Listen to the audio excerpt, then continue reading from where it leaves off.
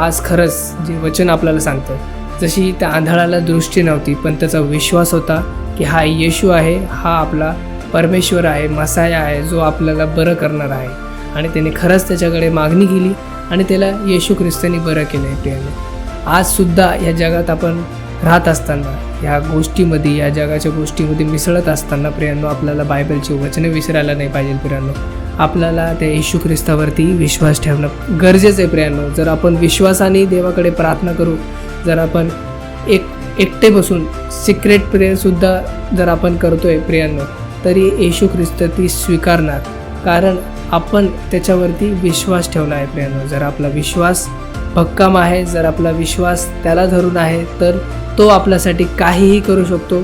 पण फक्त आपल्याला त्याच्या वचनाद्वारे चालायचं आहे. त्याचं वचन आपल्याला सांगतं, त्याचं बायबल जे आपल्याला शिकवतं, त्या वचनाद्वारे आपल्याला ह्या जगात